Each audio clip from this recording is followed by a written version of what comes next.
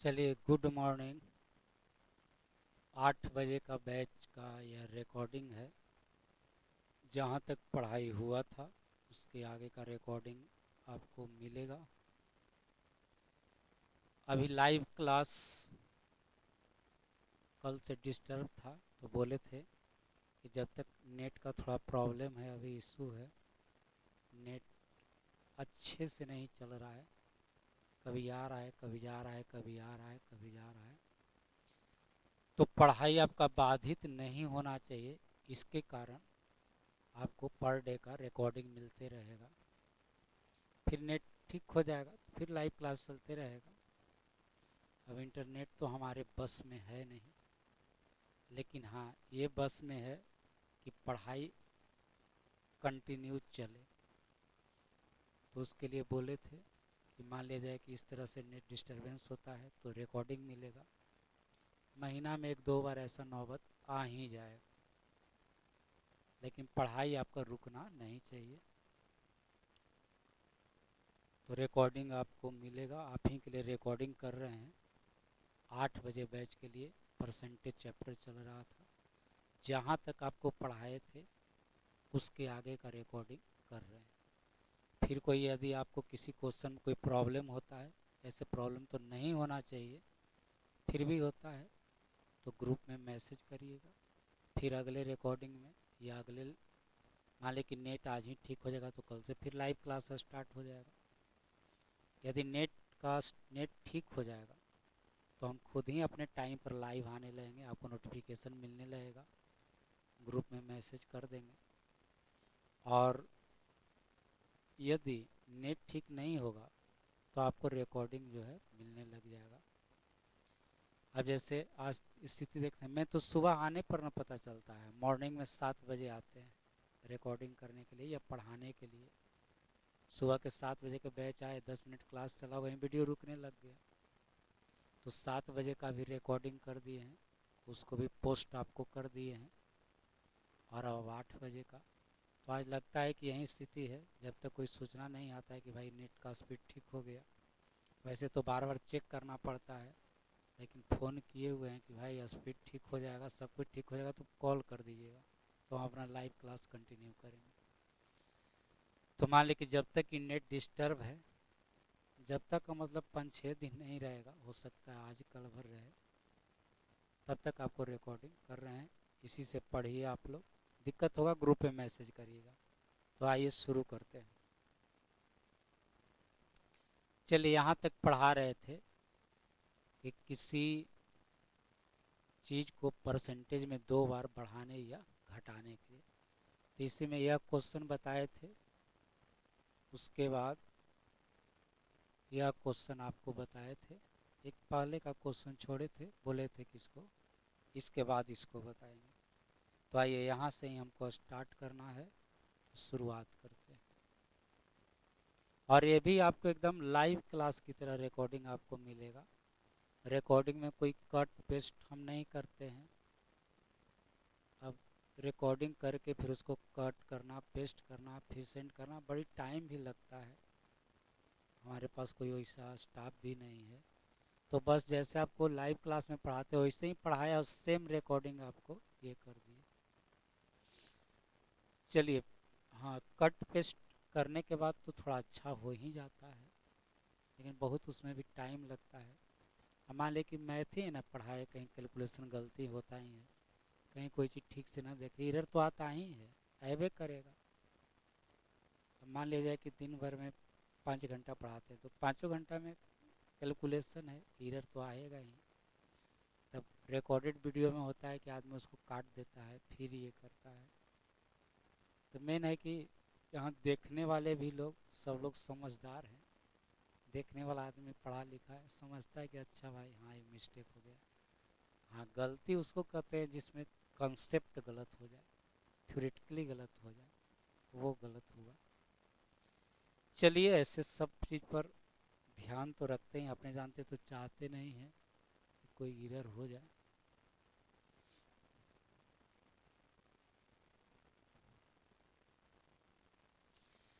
चलिए, आयत का लंबाई 20% बढ़ जाता है, चौड़ाई 25% कम हो जाता है, तो क्षेत्रफल क्या होगा। तो आइए मेथड फर्स्ट में, ऐसे तो आपको अभी एक ही मेथड बताए थे, आज सेकंड मेथड भी बता देते हैं। तो फर्स्ट मेथड में 100 मान करके बनाना है, फर्स्ट मेथड में 100 मान के बनाइएगा। और फिर यह बात आपको दिला रहे हैं कि 100 किसको मानना है, तो length into breadth is equal to area, लंबाई गुना चौड़ाई बराबर होता है क्षेत्रफल। तो 100 मानना है किसको, क्षेत्रफल को। यह बात पिछला दिन बहुत अच्छे से आपको हम समझाए थे। तो 100 जो यहाँ माना गया वो माना गया किसको, क्षेत्रफल को। तो आइए बढ़ते हैं अगले बात में। तो 100 मान लिए। अब पहला बात आइए लंबाई के बदले, तो लंबाई 20% बढ़ा है, तो इसके बदले लिखेंगे 120/100। चौड़ाई 25% कम हुआ है, तो इसके बदले लिखेंगे 75/100। अब सबका आप कैलकुलेशन करिएगा, तो कैलकुलेशन करिएगा तो आपको आ जाएगा 90। ये हो गया 6, यह हो गया 5, यह हो गया 3, यह हो गया 4, यह 20 से कटाइएगा, 5 बार कटेगा, तो ये आपको कैलकुलेशन हो के आ गया 90। अब 90 क्या निकला, तो यह भी आपको एरिया ही निकला। ये है पहले वाला क्षेत्रफल, ये है बाद वाला क्षेत्रफल। तो क्षेत्रफल में क्या परिवर्तन हुआ, तो 10% कमी हो गया, 10% डिक्रीज कर गया, 10% का कमी। चलिए अब आइए दूसरा मेथड। तो सेकंड मेथड है a+b वाला मेथड। चलिए इस टाइप का पहला क्वेश्चन हम यहाँ से शुरू किए थे, एक मेथड बताए थे, बोले थे कि सेकंड मेथड बाद में, पहले फर्स्ट मेथड से देखते चलिए फिर सेकंड मेथड। तो अब कभी भी परसेंटेज में 2 बार बढ़ाना हो, 2 बार घटाना हो, पहले बढ़ाना हो बाद में घटाना हो, पहले घटाना हो बाद में बढ़ाना हो, यानी 2 बार बढ़ाना घटाना हो, तो सेकंड मेथड a+b का मेथड यूज करिएगा। वह मेथड है a+b+a इंटू b/100।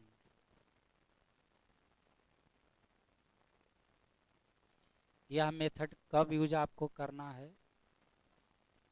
तो 2 बार परसेंटेज बढ़ाने या घटाने के लिए,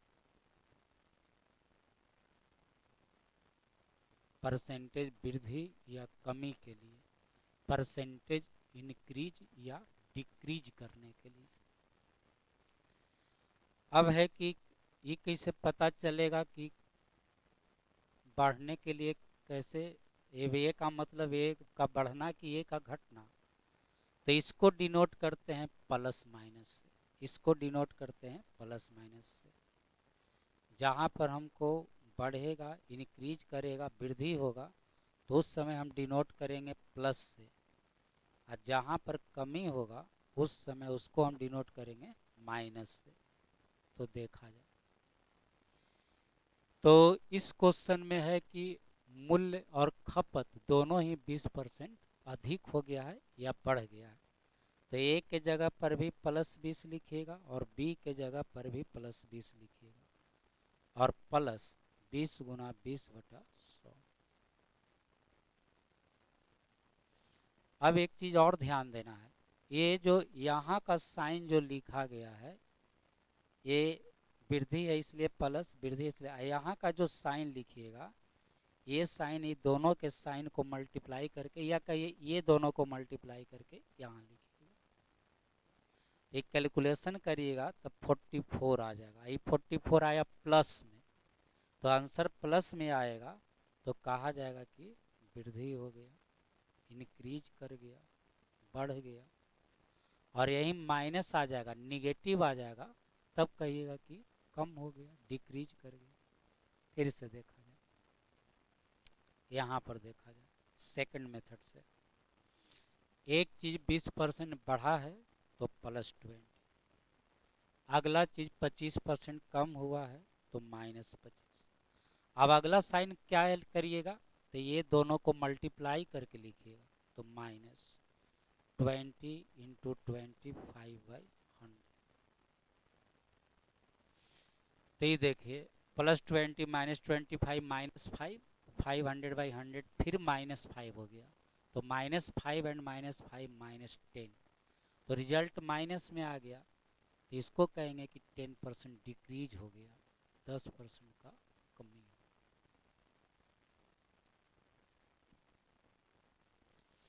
चलिए इसको भी सेकंड मेथड से बनाते हैं।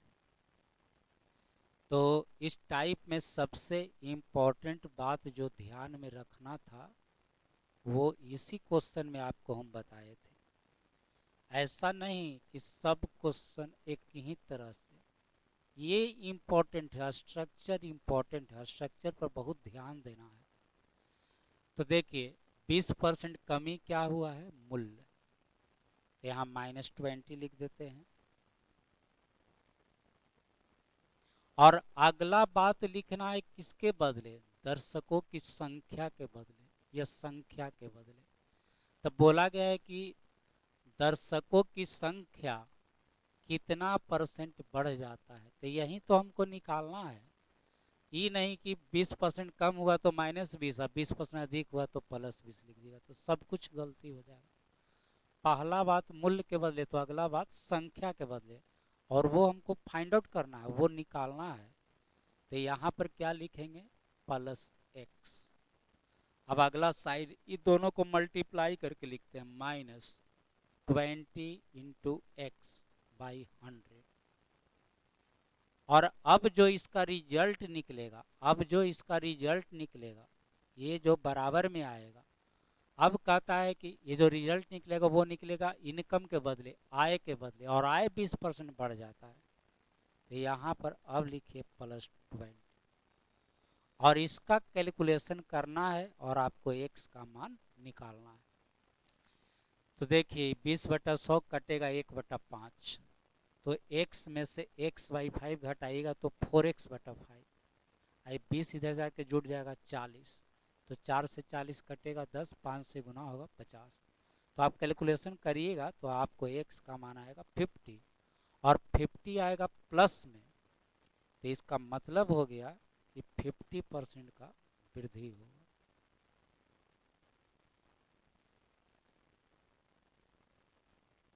यही देखिए आंसर निकला था 50% का वृद्धि। ये आपको फर्स्ट मेथड हो गया और यह आपका सेकंड मेथड हो।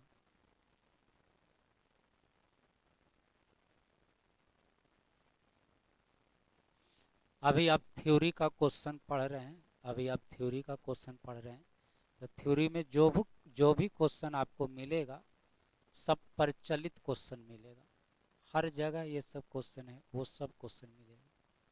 वहीं एक्सरसाइज पढ़िएगा तो रेगुलर क्वेश्चन भी मिलेगा, प्रचलित क्वेश्चन भी मिलेगा, और उसमें आपको फिर नए टाइप का क्वेश्चन भी मिलेगा। लेकिन अभी आप थ्योरी का क्वेश्चन पढ़ रहे हैं तो सब प्रचलित पॉपुलर जो बेसिक यूज वाला क्वेश्चन है वही क्वेश्चन आपको मिलेगा। तो आइए अब पढ़ना है हमको, टाइप चेंज होता है शेष संबंधित प्रश्न। शेष संबंधित प्रश्न में है क्या, इसमें पहले के एग्जाम्पल समझिए। मान लीजिए कि कोई आदमी है, आदमी का नाम रख देते हैं राम। तो राम का जो इनकम है उसको मान लीजिए कुछ इनकम है, तो वो अपने इनकम का खाने पर खर्च करता है टोटल का 20%। अब इसका मान भी लेते हैं, एक राम है उसका आय है मान लीजिए कि 100 रुपया, तो वो खाने पर खर्च करता है कुल का 20%। 1 मिनट रुक जाइएगा। चलिए वो खाने पर खर्च करता है कुल का 20%, तो 100 रुपया का 20% 20 रुपया हो गया। किराया पर खर्च करता है फिर कुल का 10%, तो 10 रुपया हो गया। अन्य खर्च है उसका कुल का 50%, 50 रुपया हो गया। तो उसका कुल खर्च कितना हो गया, तो 20 + 10 + 50 80 रुपया खर्चा हो गया। तो उसका बचत कितना हो गया, तो 100 में से 80 घटा दिए 20 रुपया। लेकिन वही क्वेश्चन ऐसे होता कि उसका आय है आपको 100 रुपया, खाने पर खर्च करता है 20%, किराया पर खर्च करता है शेष का 10%, अन्य खर्च है शेष का 50%। अब उसका बचत कितना है, तो यही जो शेष लिखा ना, इसी को हम कह रहे हैं शेष संबंधित प्रश्न। तो देखिए फिर से इसका एक बार मतलब समझ लिया जाए, इसी को हमको इसमें शॉर्टकट मेथड से पढ़ना है। 100 रुपया उसका इनकम है, तो खाने पर खर्च किया 20%, तो ये हो गया 100 का 20%, तो ये हो गया आपको 20 रुपया। चलिए किराया पर खर्च करता है शेष का 10%, तो शेष कितना, तो 100 रुपया में 20 रुपया खाना पर खर्च हो गया, तो शेष बचा 80 रुपया, तो ये 80 का 10% खर्च करता है, यही हो गया आपको 8 रुपया। अब अन्य खर्च है शेष का 50%, तो अब शेष कितना, तो 20 रुपया 8 रुपया 28 रुपया खर्चा कर दिया, 28 रुपया खर्चा कर दिया। तो अब उसके पास बच गया कितना, 72 रुपया, और 72 का 50% खर्च करेगा। 50% मतलब आधा, 36 रुपया। तो ये सब इसका खर्च हो गया, ये सब इसका खर्च हो गया। अब इसको जोड़िएगा तो 20 और 8 हो गया 28, 28 और 36 जोड़ दीजिए 64 रुपया हो जाएगा ना। 64 रुपया खर्च कर दिया, तो उसका बचत कितना हो गया, तो 100 में से 64 घटा दीजिए, 36 रुपया का इसको सेविंग हो गया, बचत हो गया के रुपया का, 36 रुपया का। और यही क्वेश्चन अब है, हम लोग ऐसे नहीं बनाते हैं, हम लोग ऐसे नहीं बनाते हैं, हम लोग ऐसे बनाते हैं। शेष वाले क्वेश्चन में सबका शेष लिख देते हैं, शेष वाले क्वेश्चन में सबका शेष लिख देते हैं ऐसे। 100 रुपया कमाया, खाना पर खर्च कर दिया आपको 20%, तो बच गया कितना परसेंट, 80%। फिर 10% कर दिया किराया पर, तो अब बच गया आपको 90%। फिर 50 मतलब सबका शेष लिखिए, 20% का शेष 80%, 10% का 90%, 50% का 50%। जो आपको आ जाएगा वो आपका आंसर आ जाएगा, जो आपका आ जाएगा वो बचत आ जाएगा, और वो आपका आंसर आ जाएगा। तो चलिए इसको कटाइएगा। ये देखिए 8 × 9 72 बटा 2, ये आपको 36 रुपया आंसर हो गया। तो ये आपका 64 रुपया था, ये आपका खर्च था। फिर 100 में से 64 घटाते तो बचत आपका निकलता है कितना रुपया, 36 रुपया। 36 रुपया आपको यहाँ बचत निकलता, जो थोड़ा देर पहले आपको बनाए भी हैं।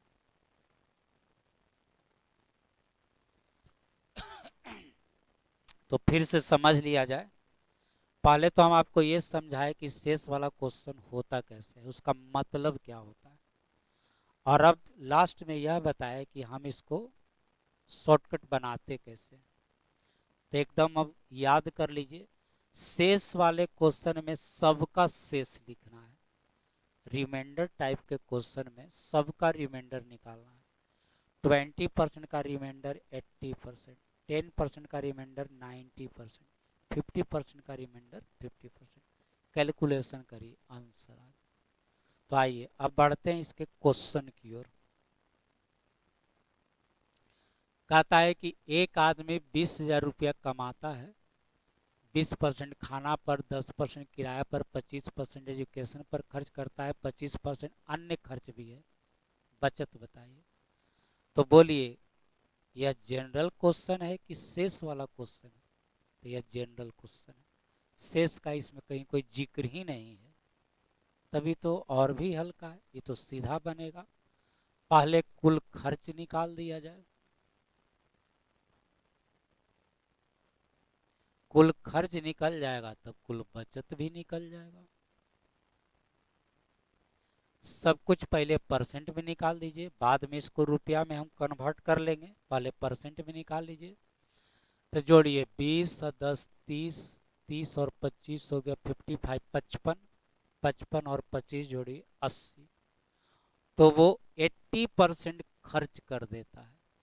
जो भी उसका इनकम है उसका 80% खर्च कर देता है। तो बचाता कितना है? 20%।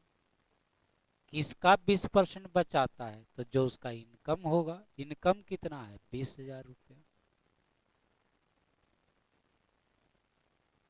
हाँ क्यों? चलिए डबल जीरो कैंसिल करिए, 4 पर 3 जीरो और आंसर हो गया 4,000 रुपया।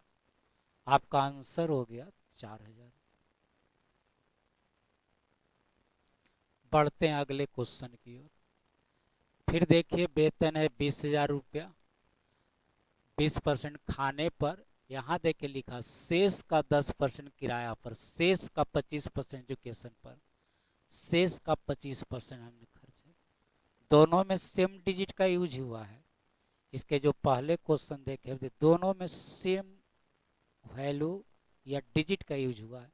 सब कुछ सेम है, लैंग्वेज भी सेम है। फर्क एगो यही है कि यहाँ पर क्या लिख दिया है शेष,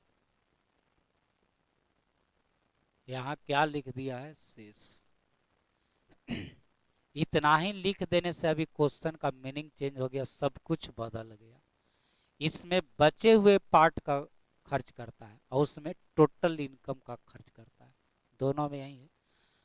तो आइए तो हम लोग इसको कैसे बनाते हैं? सबका शेष लिख के। टोटल इनकम है कितना? 20,000। अब सबका शेष लिखिए। तो पहले 20% का शेष हो गया 80%, फिर है 10% तो 90%, फिर 25 है तो 75, फिर 25 लास्ट में भी है तो एक और लिखिए 75। कैलकुलेशन करिएगा, आंसर हो जाएगा। तो आइए 45,0,0,3,4,3,4। चलिए अब देखा जाए। 4 गुना 5 हो गया कितना? 20। अब 20 गुना 10 कितना? 200। 200 से ही कट जाएगा कितना बार? 100 बार। एक 4 से 4 भी कट जाएगा और आंसर आ गया 3 गुना 3 9 गुना 9 81। 81 पर डबल जीरो। आंसर हो गया 8100।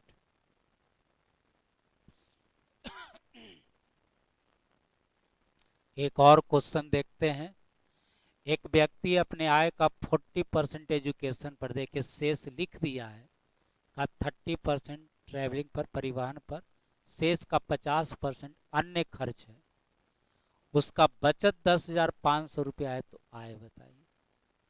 अब इसमें भी 3 तरह का क्वेश्चन होगा, इसको भी 3 तरह से पूछा जाएगा। शुरू वाला देगा, अंतिम वाला पूछेगा, अंतिम वाला दे देगा, शुरू वाला पूछेगा, शुरू अंतिम दोनों दे देगा तो बीच में किसी एक का मान पूछा जा सकता है। तो अभी आय दिया था, बचत निकालना है। अगला क्वेश्चन में बचत ही दिया है, इनकम ही निकालना है। तो स्टार्टिंग वाला ही निकालना है, तब इसको क्या करिएगा? एक्स मान लेंगे। सबका शेष लिखिए। 40% का हो गया 60%, 30 का 70 हो गया,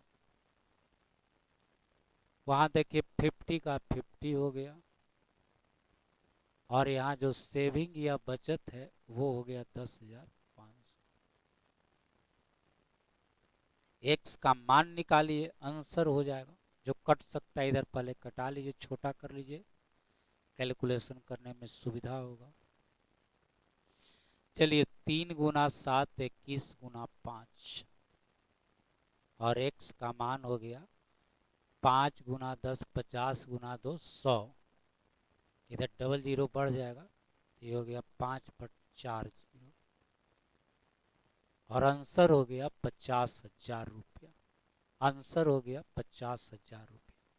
क्रॉस मल्टीप्लाई करिए।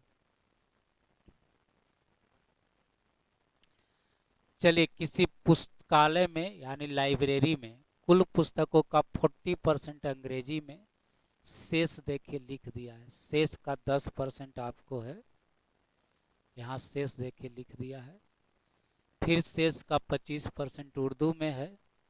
27,000 पुस्तक अन्य भाषा में, मतलब बचा हुआ पुस्तक है।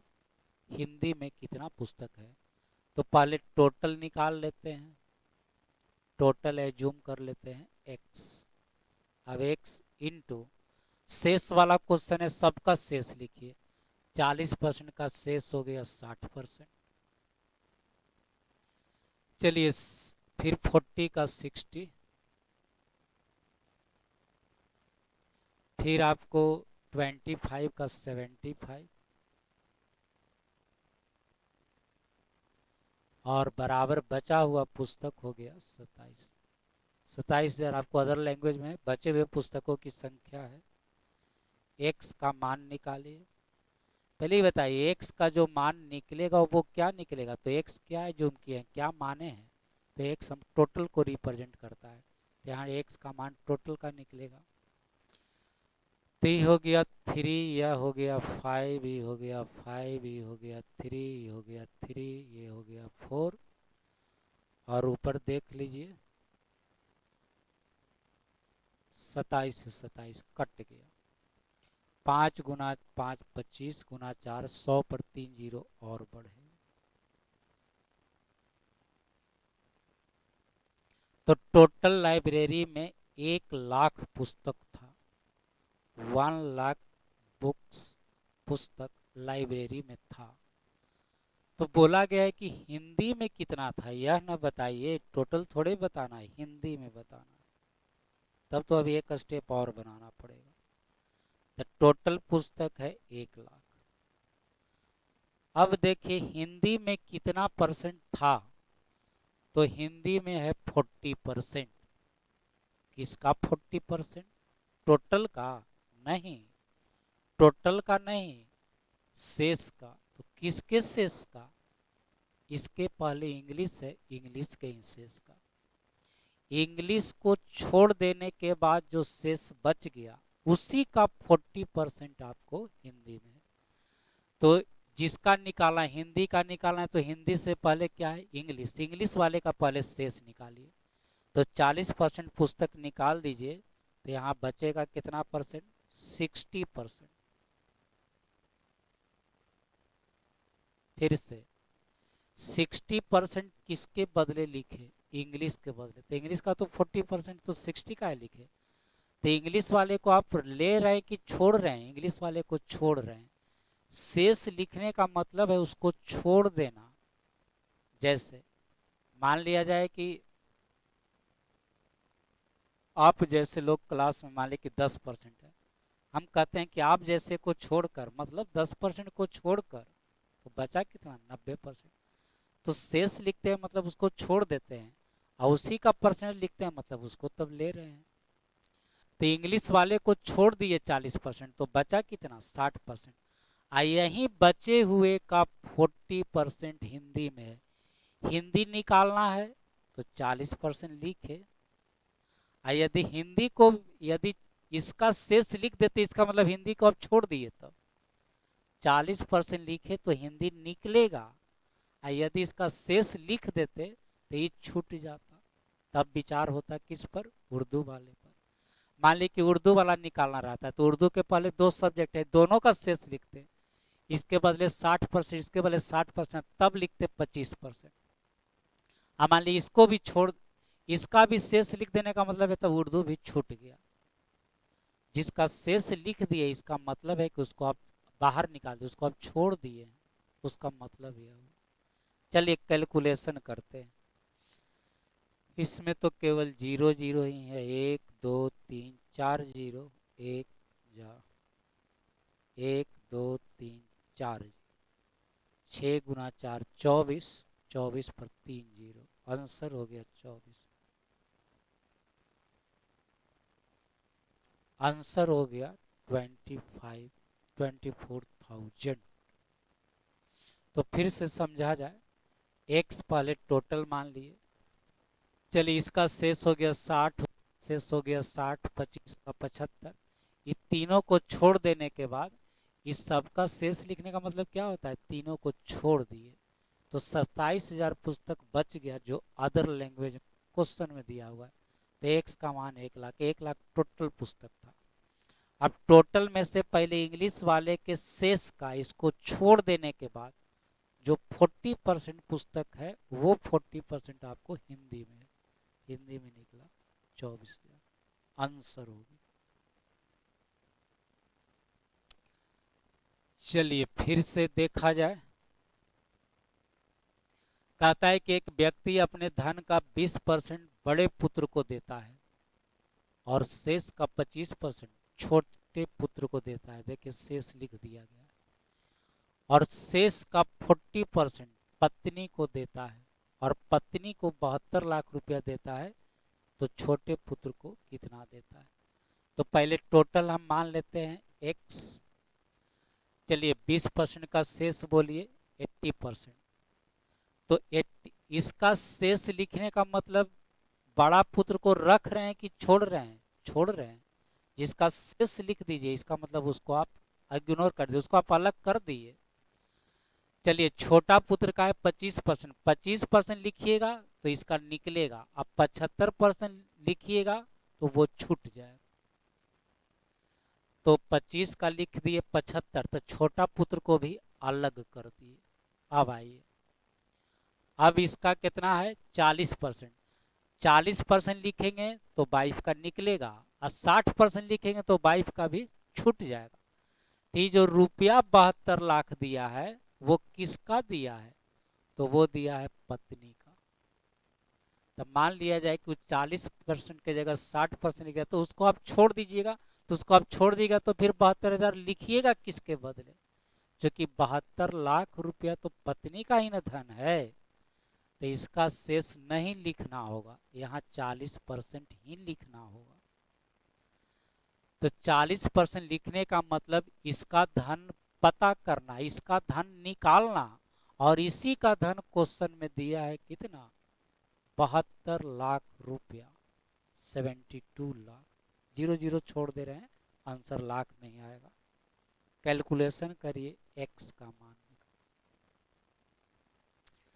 चलिए तो ये हो गया 4/5, 4, 3, 2, 5। चलिए 4 गुना 3 12 गुना 2 24 गुना 3, 5 गुना 4 20 गुना 5 100 गुना 3 300। तो जो आदमी धन का बंटवारा किया उसके पास 300 लाख रुपया था, 300 लाख रुपया था, 3 करोड़ रुपया था। अब क्वेश्चन कहता है कि उसमें से छोटा पुत्र को कितना दिया, यह बताइए। छोटे पुत्र का हिस्सा उसमें से निकालना है। तो एक बार फिर से बनाया जाए। तो आइए, उसके पास टोटल धन कितना था 300, 300 में से 20% बड़ा वाला को दे दिया तो बच गया कितना 80। अब बड़ा वाले को देने के बाद इतना धन बचा और इसी का 25% छोटा पुत्र को दिया। बोले कि जिसका निकालना है उसके पहले वाले सबका शेष लिखिए, लेकिन उसका शेष मत लिख दीजिए जिसका निकालना है। जिसका निकालना है उसी का शेष लिख देने का मतलब फिर उसको आप अलग कर दिए। तो जिसका निकालना है उसका शेष नहीं लिखना है, उसके पहले वाले का लिखना है। चलिए कैलकुलेशन करते हैं, आंसर आ जाएगा। चलिए कैलकुलेशन वहां पर ध्यान दीजिएगा। देखिए 4 से कटा 20 से कटा 5, 5 से कटा 60, फिर से इससे ही 4 बार, 4 से सॉरी इससे ही 4 बार, 4 से 20 बार, 20 से 5 बार, 5 से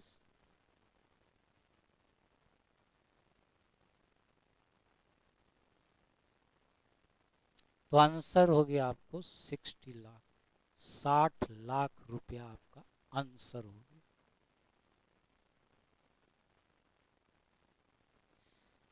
चलिए एक और क्वेश्चन है।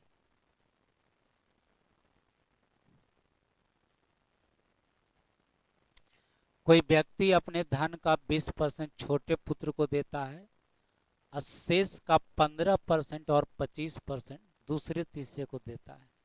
तो फिर अब देखिए, दूसरा को देता है शेष का 15%, तीसरा को फिर शेष का 25 नहीं देता है। तीसरा के लिए अलग से शेष का यूज नहीं किया है। पहले देखिए, मान लिया जाए कि उसके पास 100 रुपया था तो पहला को दे दिया। मान लीजिए कि उसके पास 100 रुपया था तो 20 रुपया पहला को दे दिया, तो बचा कितना, 80। अब दूसरा तीसरा को दिया कितना कितना, तो जो 80 रुपया बचा, 80 में से ही 15% दिया दूसरा को और 80 में से ही 25% दिया तीसरा को। ऐसे दिया, 80 का ही 15, 80 का ही। इसके लिए अलग शेष लिखता तब ऐसा नहीं होता, तब ऐसा नहीं होता। तो अब तक जैसे बना रहे थे वैसे होता। तो कहने का मतलब सीधा हो गया कि पहला को तो दिया 20% और दूसरा एंड तीसरा, दूसरा एंड तीसरा, इसमें उसका धन चला गया शेष का 25 और 15, 40% धन चला गया दूसरा और किस में, तीसरा में चला गया। अब फिर शेष का 40% पत्नी को देता है। अब उसका बचत है 36 लाख रुपया, तो तीसरे पुत्र का निकालना है। तो आइए बनाते हैं। तो टोटल मान लेते हैं कितना, x, 20% का हो गया आपको 80%। और अभी दोनों का अलग अलग शेष मत लिख लिए, इसलिए कि दोनों के लिए अलग अलग शेष देवे नहीं किया है। तो अब आपको लिखना है 40% का शेष 60%। चलिए अगला बात, फिर 40 का हो गया 60। अब आप कहिए कि इसका तो काला लिख रहे हैं, तो लिखेंगे काहे नहीं, यहाँ ये जो दिया है वो क्या दिया है, बचत दिया है। तो बचत दिया है तो पत्नी को भी छोड़ना पड़ेगा ना, तब ना बचेगा। तो बराबर हो गया आपको कितना, 36 लाख रुपया। कैलकुलेशन करिए, 45535। चलिए अब x का मान निकलेगा 4 गुना 3 12 गुना 3 36, 5 गुना 5 गुना 5 125। तो उसके पास 125 लाख रुपया स्टार्टिंग में था। उसमें से तीसरा पुत्र को कितना दिया यह निकालना। तीसरा का धन निकालना। तो आइए, टोटल उसके पास कितना था, 125 लाख रुपया। पहला को कितना दे दिया, 20%, तो 20% दे ही दिया, तो अब बचा उसके पास कितना, 80%। और यही बचे हुए का 25% दिया है तीसरा का, 25। अब इसी का हम कैलकुलेशन कर देंगे, हमारा आंसर आ जाएगा। तो आइए, इससे ही कटा 4 बार, 4 से कटा 20 बार, 20 से कटा 5 बार, 5 से कटा 25 बार, और आंसर हो गया 25 लाख। ये आपका आंसर। चलिए अब टाइप चेंज हो रहा है तो रहने देते हैं। अभी नेट का स्थिति भी सही नहीं है, रिकॉर्डिंग आपको दे रहे हैं, देख कर टाइप देते जाएंगे। नेट अब देखिए, बोला था आज कि कल ठीक हो जाएगा, आज भी अभी तक शायद ठीक नहीं है हुआ है। खैर कोई दिक्कत नहीं है, नेट ठीक हो चाहे ना हो, हमारा पढ़ाई नहीं रुकेगा, रिकॉर्डिंग चलते रहेगा। नेट ठीक होगा, लाइव क्लास खुद ब खुद आपको स्टार्ट हो जाएगा। तो धन्यवाद। रिकॉर्डिंग हम भी अपना बंद करते हैं।